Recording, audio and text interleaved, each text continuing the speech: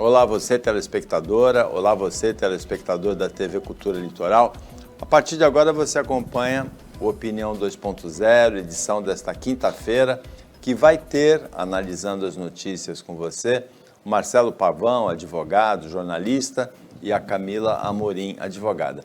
A primeira notícia é uma notícia prosaica, uma notícia paroquial, vamos dizer assim, mas que tem um aspecto interessante, tem mais de um aspecto interessante. Uma mulher em Praia Grande, ela foi flagrada em vídeo, que é a coisa mais comum hoje. Alguém vai fazer alguma coisa diferente, tem alguém para registrar em vídeo.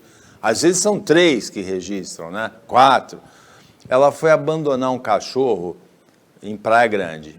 O que ela fez? Ela pegou o cachorro no colo, escalou o portão de uma casa de veraneio vazia, jogou o cachorro do outro lado, só que ela caiu de costas, não podia ter se machucado, mas pelo jeito não se machucou porque ela levantou e saiu correndo. Uma vizinha solidária alimentou o cachorro com ração, deu água para o cachorro enquanto o cachorro estava preso, ele conseguiu fugir. É provável que ele volte para a casa dele, né? Porque o cachorro, quando foge, volta para casa.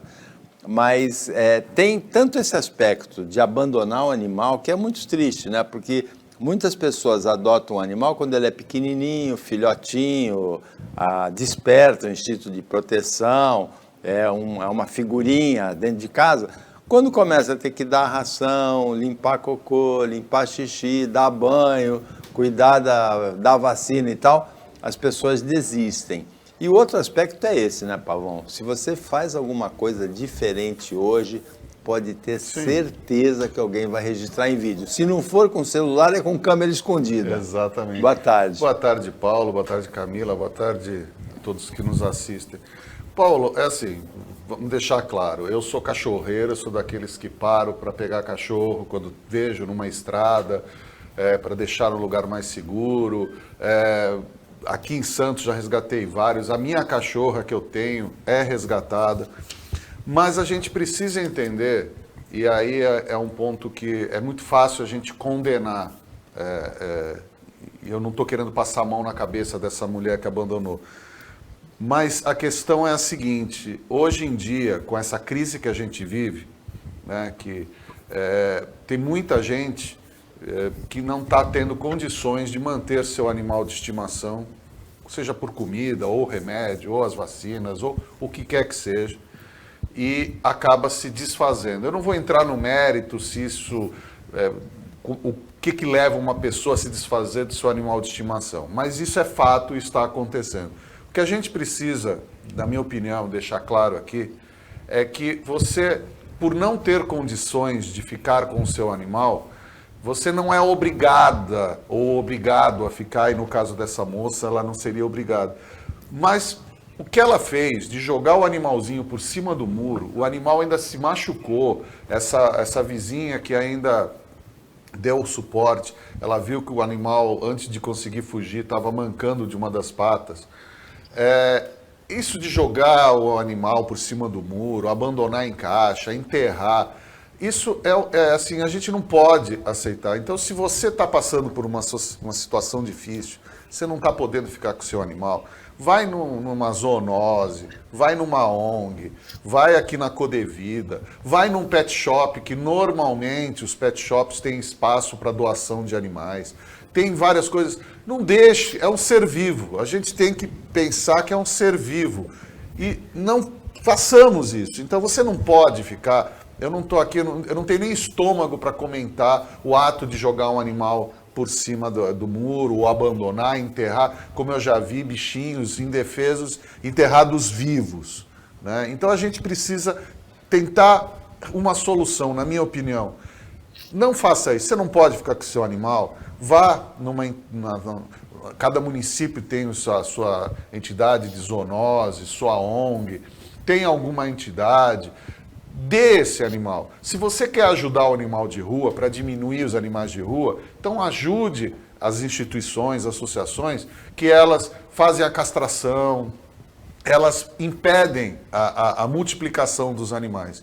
Então, assim, Paulo, eu peço licença, mas eu não tenho estômago para comentar quem joga um animal por cima. O máximo que eu posso é peço encarecidamente, não façam mais isso com os animais. Entreguem a alguém, alguma entidade que vá cuidar, porque isso é assim, não chega, eu não colocaria como desumano. É perverso o que essa mulher fez e o que se faz quando se abandona um animal desse jeito, Paulo. Camila Amorim, boa tarde.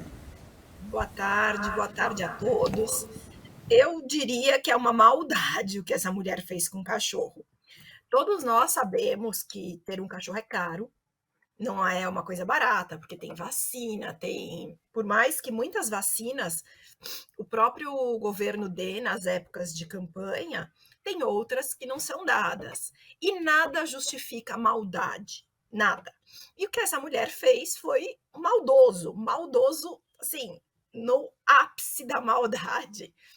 E nada justifica. Eu também sou do time das cachorreiras, como o Pavão. Eu sei, dá trabalho, você tem que ensinar a fazer xixi no lugar certo, você tem que ensinar, eu moro em prédio, a não latir por coisa besta. Enfim, vamos dizer, não dá para comparar com um filho, mas é uma coisinha que você adota, ou que você compra, ou que você ganha, que é por causa da vida e dá trabalho. Então, assim, o custo hoje está muito alto de ter um animalzinho. Então, é como o Pavão falou, não está mais em condições, procure um pet, procure um local de adoção, né, em que eles recebam o animal, não machuca o animal, sabe? Enterrar, jogar fora, como essa mulher fez, você machuca, igual esse machucou. Então, assim, não é assim que acontece, não é abandonar por abandonar. Existem as maneiras certas, né, vamos dizer assim, de você explicar que não está dando conta e devolver esse cachorro, passar para outra família que dê conta do recado. Muitas vezes no Facebook, nessas redes sociais, a gente vê pessoas falando, olha, não dou mais conta, estou procurando um lar para o meu cãozinho. Isso não tem problema nenhum, mas sem maldade, sem machucar, puramente sem ruindade. É verdade, o cachorro abandonado nessa casa de veraneio podia até ter morrido de fome, né? Se não aparecem os donos, se não tem um vizinho para observar o que estava acontecendo, se ele não conseguisse fugir, ele podia até ter morrido de fome. É realmente perverso, como disse o Pavão, é uma crueldade. Mudando assim completamente o sentido da pauta, foi identificado ontem um corpo encontrado segunda-feira na Caneleira, em Santos, no bairro da Caneleira, numa ciclovia, com mais de 30 perfurações de bala, fuzil, 9mm, né, várias perfurações. O corpo é do chefe do setor de identificação da Polícia Civil em Santos, ele trabalhava no Palácio da Polícia, na Rua São Francisco, Marcelo Cassola. Agora, tem um outro detalhe, assim, olhando de maneira mais abrangente essa notícia, esse é o 14º corpo encontrado em menos de 2 meses, 25 de junho, 22 de agosto, nessas circunstâncias que sugerem, né, que dão pistas de que houve execução por parte do crime, né? 14 corpos em 2 meses, é preocupante, a investigação precisa ser séria, saber o que está acontecendo. Pode estar acontecendo uma queima de arquivo, pode estar acontecendo uma briga entre facções do crime organizado, alguma coisa.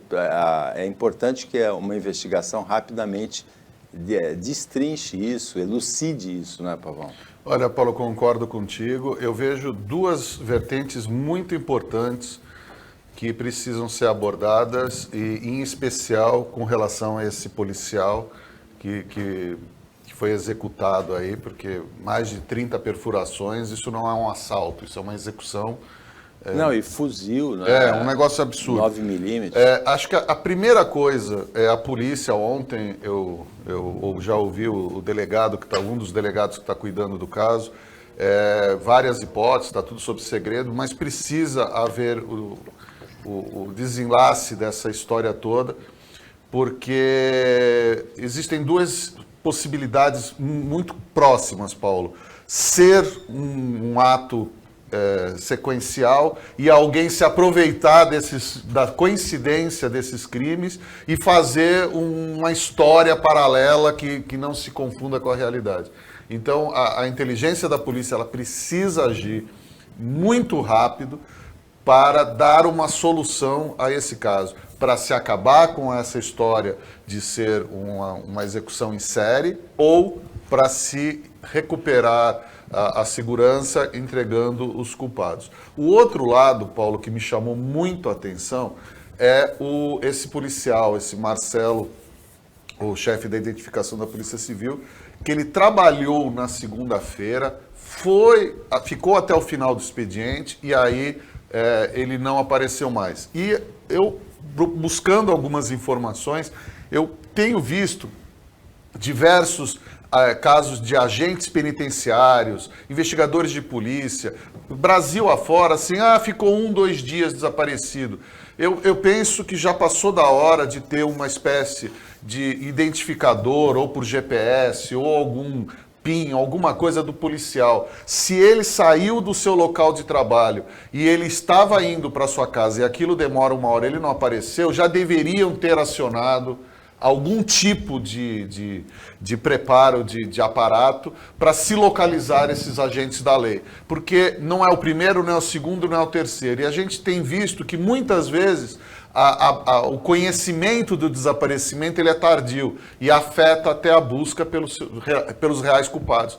Então aqui fica até uma sugestão, quer dizer, eu vejo que há uma necessidade desses policiais serem monitorados no seu trajeto de casa para o trabalho, do trabalho para casa, para a própria segurança. Da mesma forma que hoje os policiais militares com os seus coletes, com câmeras, caiu a mortalidade das abordagens e principalmente caiu a mortalidade dos PMs. Isso é muito mais importante. A gente estava colecionando informações de que toda hora, toda ação policial, um PM que era descoberto, ele era morto ou assim por diante. No momento que há a gravação do ato, muitos deixaram de virar alvo fácil. E esse caso do policial civil, para mim, é muito emblemático. Seja por ser o 14º nessa sequência tétrica, seja porque é mais um agente da lei que desaparece sem explicação, Paulo. Camila? Paulo, o que o Pavão falou é totalmente coerente. A partir do momento que você passou a fiscalizar com câmeras as ações dos agentes da lei, você teve uma diminuição de mortalidade, de crimes graves, enfim, de muita coisa. Eu acho que não só os agentes da lei, como todos nós devíamos ter hoje um rastreador por conta dos crimes que andam acontecendo. E é engraçado, né? Porque nós, pessoas físicas, com o celular conseguimos ter um rastreamento. E os agentes da lei, ninguém liga para isso. Então, é estranha essa comparação que a gente faz, sendo que eles que estão ali no crime, dando a cara para bater, que deveriam ser super protegidos, porque eles que estão na linha de frente. E eu não reconheço alguém na rua, mas é impressionante como bandido vai atrás e reconhece um rosto de um agente da lei. Eu não sei se é postura, se é trejeitos, enfim, como eles são vulneráveis. E essa série de crimes, né, precisamos de uma resposta rápida.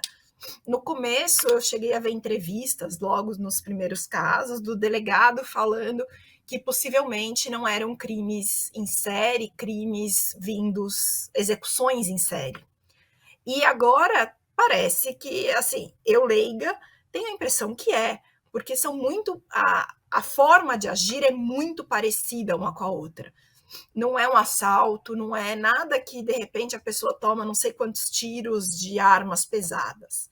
Então parece que estão eliminando sim agentes da lei. Mas como o Pavão falou, a gente precisa de uma investigação rápida e séria por conta disso, porque a gente precisa proteger quem nos protege.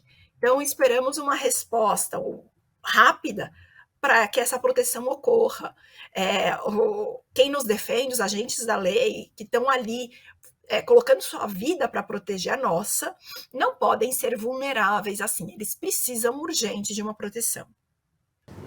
O Tribunal Superior Eleitoral ele determinou uma prorrogação do prazo para solicitação de voto em trânsito. Esse prazo terminou na quinta-feira passada, foi prorrogado até amanhã, sexta-feira. Mas essa prorrogação só vale para policiais militares, policiais civis, policial federal, seja o penal ou normal, militares das Forças Armadas e também guardas municipais, todos os agentes de segurança e os agentes de trânsito que estiverem de plantão, estiverem em ação, trabalhando no dia da eleição, podem pedir uma transferência temporária que garanta a eles o direito de votar. Se é para esses aí, devia ser para todo mundo, né? Inexplicavelmente, é só para essas categorias que o Tribunal Superior Eleitoral prorrogou o prazo para solicitação do voto em trânsito. Opinião 2.0 volta depois do intervalo.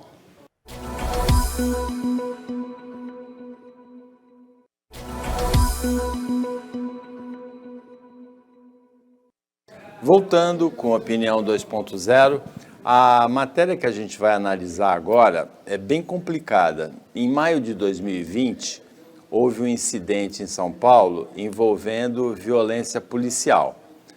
Os policiais fizeram uma abordagem de duas pessoas, dois homens na rua, e uma mulher de 51 anos, uma comerciante, ela entendeu que foi violento, se rebelou contra os policiais, tentou agredir os policiais com um cabo de vassoura, isso aí está filmado em vídeo, que é uma arma, os policiais tiraram com facilidade a arma dela, se é que você pode considerar o cabo de vassoura uma arma, né?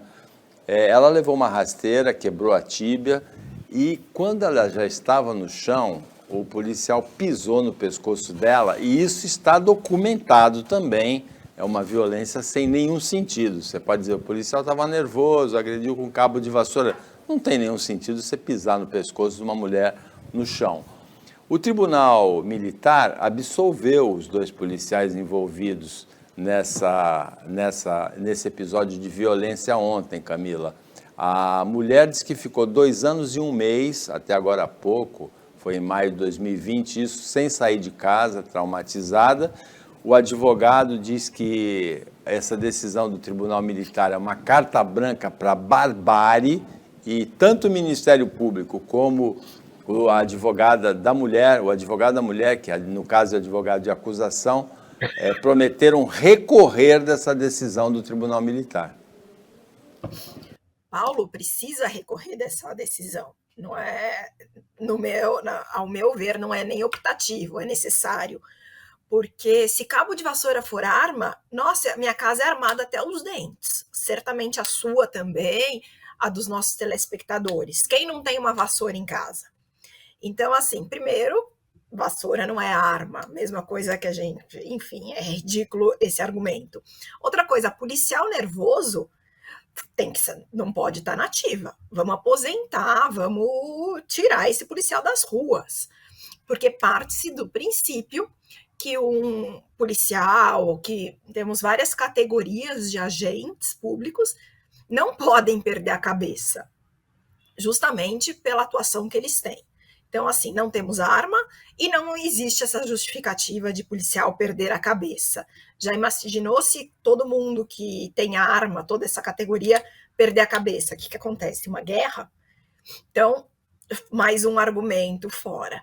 E outra coisa, o que você vai contestar as provas de um vídeo? Tá óbvio. Basta você ter uma razoabilidade que você vê, sabe? Que isso? Pisar na cabeça, a pessoa já está imobilizada, já rendeu-se. Que isso? Olha, não precisa nem pensar muito. Alguém acha que uma cena dessa é normal? Alguém acha que isso não é abuso? Assim, não tem, para mim não tem o que contestar, tá muito óbvio. E como foi alegado, passar a mão na cabeça desse policial significa policiais façam o que vocês quiserem. E não é assim que funciona o mundo, né? Não é assim que funciona a polícia. O policial tem o dever, tem a obrigação como policial, mas não deve, óbvio, como qualquer um de nós, abusar dos poderes. Abusou, tem que ter penalidade. Que isso? quebrar a tíbia já deve ser, eu imagino a dor, eu imagino o processo de recuperação como já deve ser complicado. E é óbvio que uma pessoa que tem a cabeça pisoteada, sendo que já estava imobilizada, é óbvio que fica traumatizada, é óbvio que não quer sair de casa. Qualquer pessoa que sofre um assalto, que sofre alguma violência, já fica com medo. Imagina o medo que você vai ter de alguém que deveria te proteger e, na verdade, te agrediu. Então, assim, tem que recorrer. A justiça militar está, obviamente, errada. Não tem o que contestar. Basta você ver o vídeo. Nós falamos que qualquer coisa de diferente que acontece é registrado em vídeo. Sim. Nesse episódio, são 3 vídeos. Então, tem o vídeo da mulher com o cabo de vassoura e tem o vídeo com essa foto chocante do policial com o pé no pescoço dela.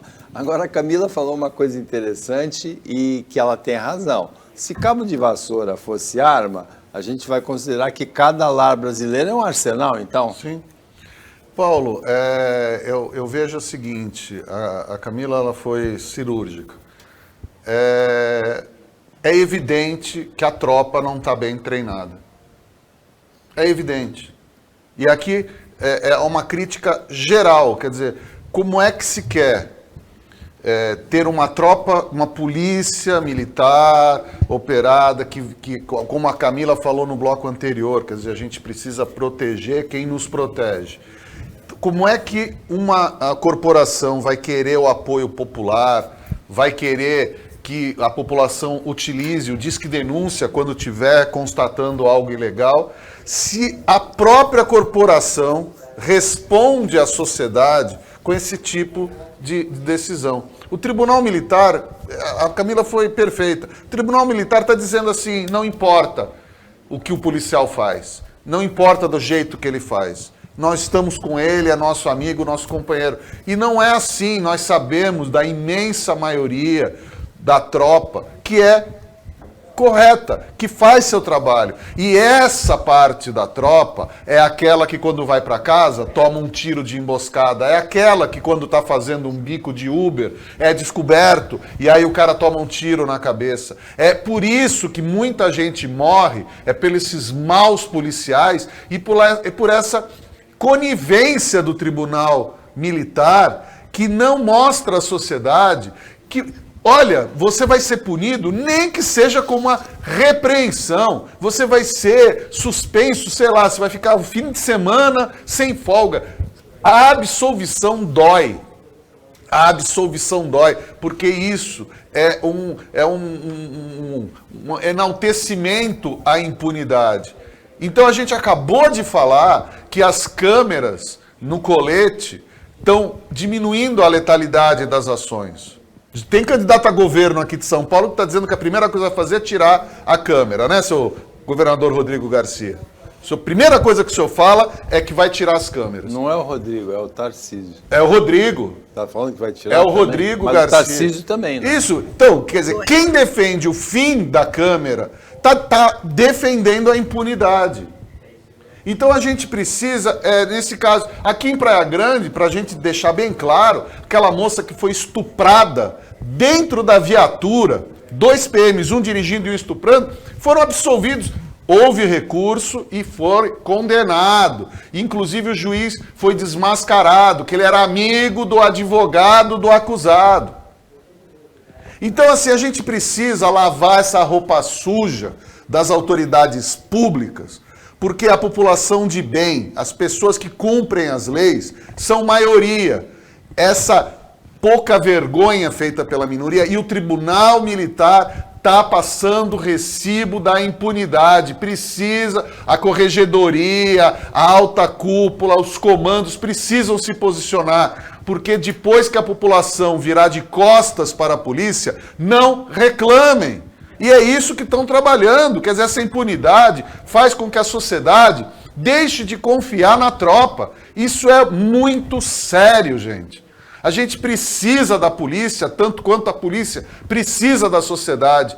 Nós é que estamos contra os bandidos, essa que é a essência. Nós não podemos temer a polícia. E desse jeito, a mulher foi lá, foi ela poderia ser desarmada, poderia ter sido algemada, poderia ter sido colocada no camburão, poderia ter feito qualquer coisa. Botar o pé, um homem, um adulto, numa mulher já quebrada, mulher podia ser homem, qualquer coisa, no pescoço, imobilizar pelo pescoço em pé. Isso é vergonhoso, e ser absolvido com a imagem, eu fico pensando, e na época que não tinha imagem, o que não devia de acontecer, Paulo? Foi na mesma época em que nos Estados Unidos houve aquele episódio com O George Floyd. Com o George Floyd. Exato. Da mesma época. Da mesma época. E Paulo, eu saindo daqui num feriado o ano passado, eu não me lembro agora, eu vim aqui, era uma quinta-feira, era um feriado, eu saí daqui no Gonzaga, que um morador de rua estava sendo imobilizado e o PM colocou a botina em cima da canela dele contra o paralelepípedo da quina da calçada. E a população, quando eu fui intervir, veio só um moleque, um rapaz que mora na Praça Independência, que desceu e veio ajudar junto com a mãe. A população em volta estava praticamente aplaudindo a violência. Ou com medo, né, Pavão? Não era medo não, Camila. Era assim, porque o cara estava colocando em risco as pessoas que estavam tomando chopp, e aí botaram ele, jogaram ele dentro da ambulância lá. Foi horrível a coisa. E no final eu até chamei, eu era ouvidor da OAB, eu chamei a prerrogativa, ainda falei, o então presidente, o Rodrigo Julião, estavam mandando jeito, porque eu comecei a ser ameaçado de estar defendendo a pessoa. Então a gente não pode... Autoridades, pelo amor de Deus, vocês precisam da sociedade, tanto nós precisamos de vocês. Vamos parar com essa impunidade, gente. Que absurdo, que absolver o cara que botou o coturno no pescoço de uma mulher imobilizada no chão. Camila Amorim, hoje, às 20h30 da noite, o ex-presidente Lula dá sequência à série de reportagens do Jornal Nacional da Rede Globo com os presidenciáveis. Segunda-feira foi o presidente Jair Bolsonaro, do PL, que é candidato à reeleição. Na terça-feira foi o candidato do PDT, Ciro Gomes. Na quarta-feira não houve, porque era reservado ao André Janones, do Avante, que desistiu da candidatura. E hoje é o Lula. O que você espera da entrevista do ex-presidente Lula hoje no Jornal Nacional, Camila? Eu tô adorando esse programa cômico do Jornal Nacional. Tenho me divertido bastante. Na segunda tivemos uma postura, o presidente Bolsonaro tentando passar a cara de bonzinho, agressivo o tempo todo com a jornalista, o William Bonner, também jornalista, não se portando em tal papel, e mentiras e promessas e tudo aquilo que a gente já sabe. Inclusive nos bastidores teve tiração de sarro da própria Rede Globo. Ou na terça-feira tivemos Ciro Gomes falando algumas mentirinhas para ver se cola, mas uma entrevista mais respeitosa e com um pouco mais de postura. Hoje eu imagino que teremos um Lula bonzinho, um Lula do povo, um Lula que resolve tudo, um Lula que nunca fez nada errado, que ele foi, vamos dizer, coitadinho do judiciário, esquecendo todo o passado dele. Falando daquele jeito manso, eu sou legal, eu sou bonzinho, eu só penso no povo. Então, para mim, está sendo uma série de comédia. O Jornal Nacional, vale a pena assistir. Quem quiser dar boas risadas, prepare a pipoca, que vamos ver veremos o que hoje virá. Eu acho que vem um Lula bonzinho, com aquelas promessas todas que a gente já conhece, que todo mundo faz, que vai resolver a pobreza, que vai resolver a falta de saúde, que vai resolver segurança, que vai resolver tudo. Eu só tenho uma pergunta a todos os candidatos. Da onde vocês vão tirar dinheiro para esse passe de mágica? E como que isso vai ser feito, né? Porque prometer sem analisar se o país tem condições, se o país tem dinheiro, se o país consegue fazer, né? Ouvi falar, temos até um candidato falando de mudança de imposto, disso e daquilo. Eu gostaria de saber como eles vão fazer. Isso era uma pergunta que também deveria ser feita hoje para o nosso bonzinho Lula. Eu tenho a impressão, pela conversa que eu tive com o Marcelo Pavão, antes da gente começar essa edição, de que ele, ao contrário da Camila, ele entende que a participação do ex-presidente Lula na entrevista do Jornal Nacional hoje é decisiva nessa campanha presidencial. Até houve um episódio interessante aí, que foi um boato de que no mesmo horário em que o ex-presidente Lula vai estar no Jornal Nacional, o presidente Jair Bolsonaro estaria no programa do Ratinho, mas isso não foi confirmado, era um boato, era uma fake news, não era? Fake news.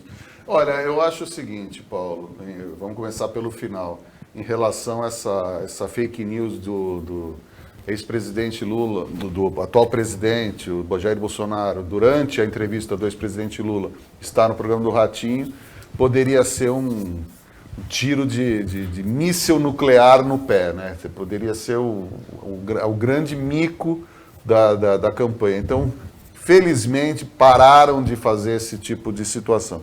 Agora, em relação ao Lula, Paulo, eu mantenho a minha opinião, que eu vejo o seguinte: o ex-presidente Lula, ele entrou numa parcela da população que entrou no seu discurso, mesmo que muita gente que nunca votou no presidente Lula, como sendo algo melhor do que já foi e melhor do que está hoje.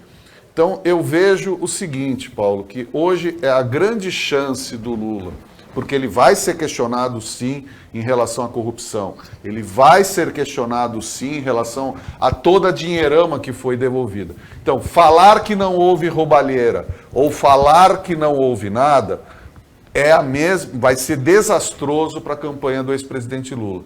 Então, eu espero que ele tenha respostas. Eu espero que ele, da mesma forma como o Bolsonaro teve a chance de falar eu errei em relação à Covid, porque ele poderia ter falado. Qual é o problema? Ele falou, eu errei, pensei errado e agora tenho outra opinião.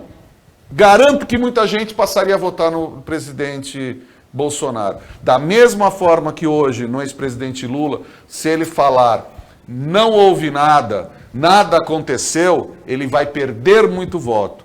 E não tenho dúvida, se ele reconhecer erros e admitir novos posicionamentos em relação a erros, ele pode vir a adquirir muito voto. Por quê? Porque a parcela que vai decidir a eleição é essa que está assistindo televisão.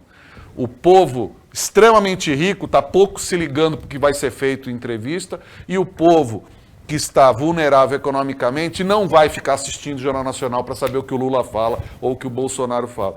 Esse meião é o que vai decidir a eleição. Então, eu vejo sim, da mesma forma que o presidente Bolsonaro perdeu uma excelente oportunidade de conquistar muitos votos, hoje o ex-presidente Lula pode ganhar ou perder muitos votos, dependendo das respostas, Paulo. Em relação ao que vai acontecer hoje, eu escuto de pessoas que pretendem votar no Lula que não, que ele aprendeu, que dessa vez ele não vai dar mais espaço para corrupção, porque ele foi pego da outra vez e tal. E de bolsonaristas, eu escuto que o Lula, se eleito, vai fechar a igreja, vai instalar o comunismo no Brasil. O PT governou 8 anos com o Lula, 6 com a Dilma, e não aconteceu nada disso. Então, nos dois casos eu respondo assim: uma pessoa, um político, um candidato, ele pode ser julgado pelo que ele já fez. Não dá para julgar pelo que ele pode fazer, né? Você julga pelo que já foi feito, não pelo que pode fazer, pela ameaça e tal. Mas eu também entendo, como Marcelo Pavão, que é um lance, né, decisivo da campanha presidencial, como foi a entrevista do Bolsonaro segunda-feira no Jornal Nacional, pela grande audiência que tem. Vai ser também a entrevista do ex-presidente Lula hoje, como foi também eu entendi como excelente entrevista do Ciro Gomes. Opinião 2.0 volta depois do intervalo.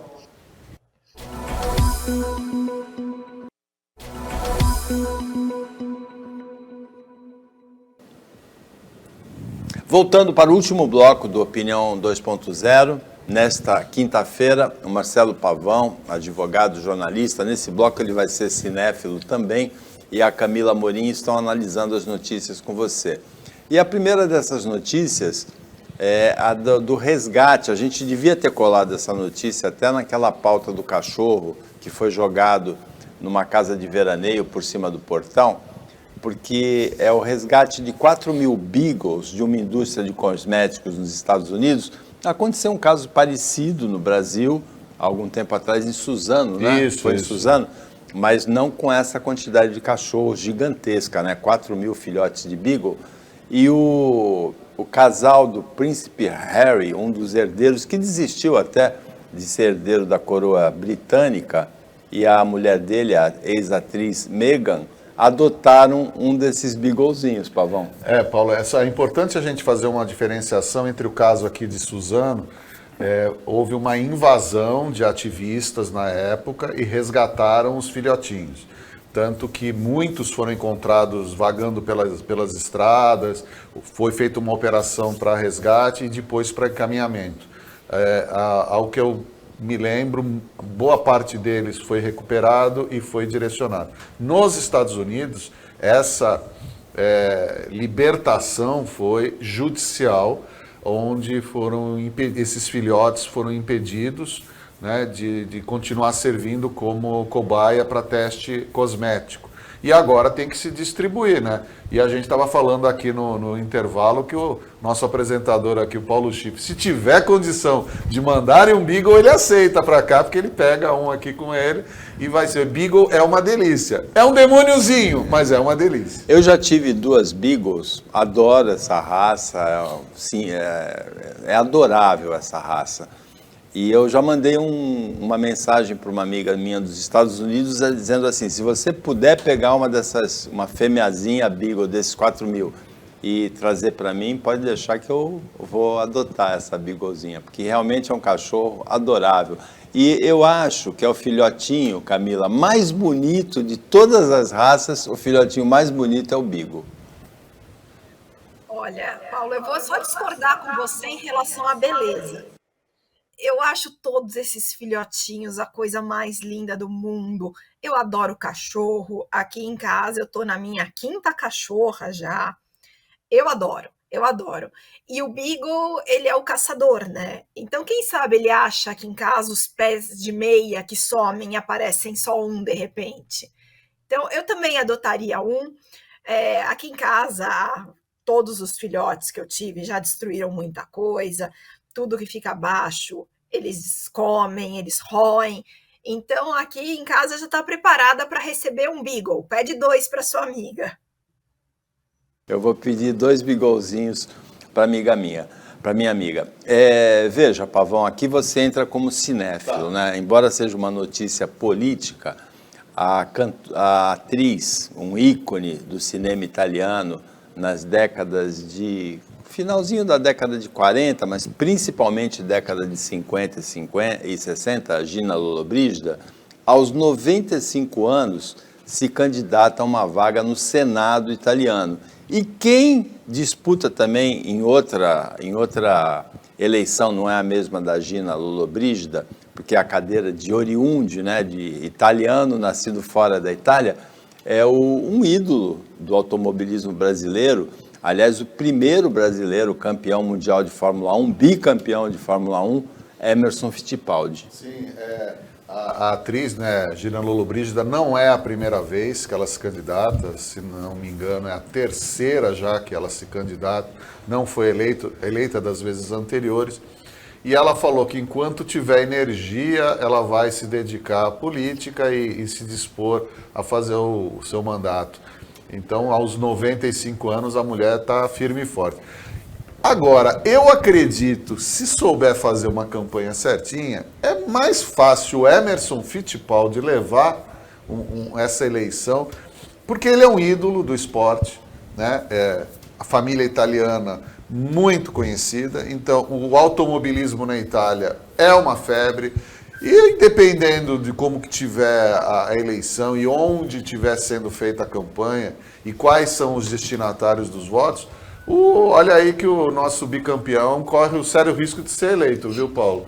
O cara pode ser aí como senador italiano, sim. Seria um episódio a mais, né? Um capítulo a mais nessa carreira do Emerson Fittipaldi, cheia de altos e baixos, por sinal, né? Atualmente muitos baixos, né?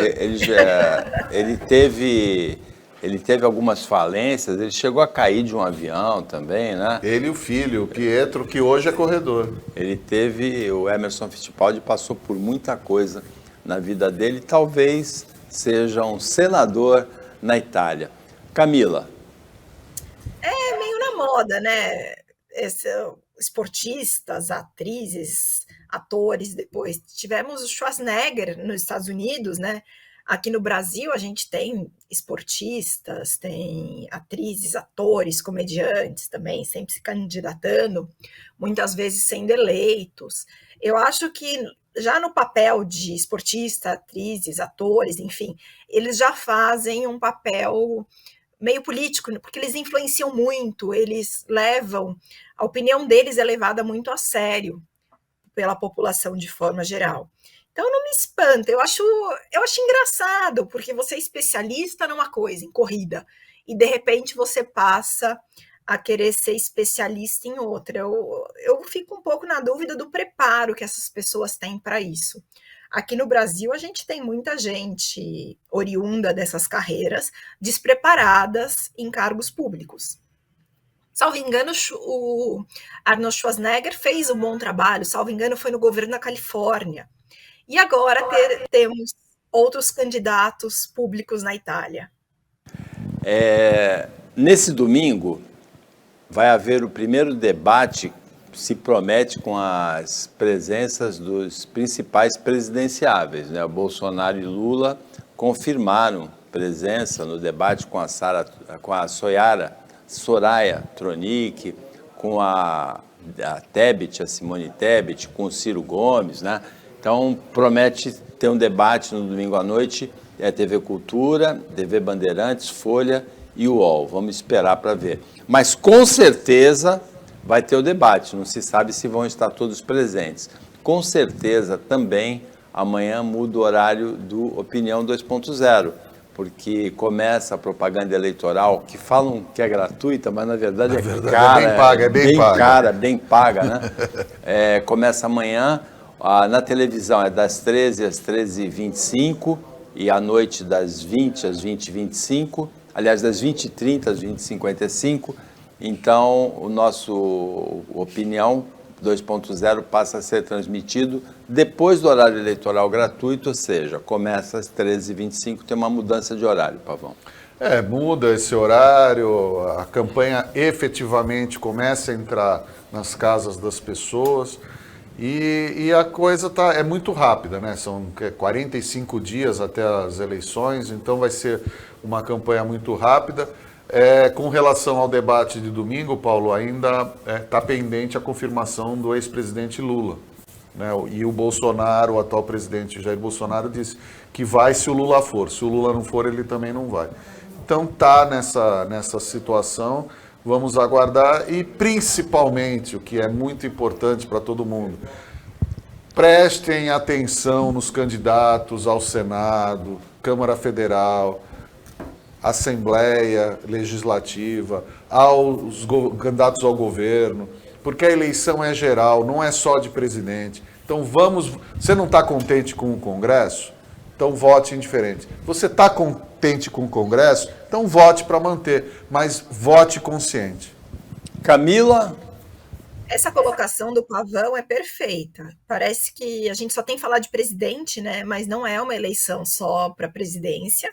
Então vamos ficar atentos aos outros candidatos também.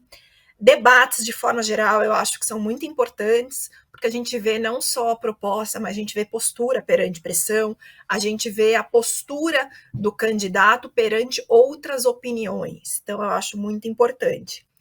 A campanha em televisão, em rádio, eu acho válida também, mas, assim, a gente tem que prestar também muita atenção, porque tem que lembrar que ali não é gratuito, foi muito bem pago e existe uma certa montagem quando a pessoa está ali na televisão.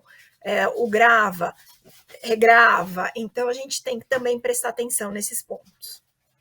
Olha, então, atenção, amanhã começa o horário eleitoral gratuito, a 13h em televisão, 7h em rádio, e você tem mudança de horário no Opinião. Ele começa às 13h25. E domingo, um debate marcado aqui para a TV Cultura, também para a Band, para a Folha, para o UOL, a presença dos candidatos a presidente no domingo à noite. Chegamos ao final do Opinião 2.0 desta quinta-feira, agradecendo ao Marcelo Pavão, a Camila Amorim, a participação como comentaristas, agradecendo o trabalho da equipe técnica e de jornalismo do Sistema Costa Norte e agradecendo a você que acompanhou a gente em mais essa edição. Até amanhã, nesse mesmo horário, aliás, no horário de 1h25, e uma ótima quinta-feira para você que você merece.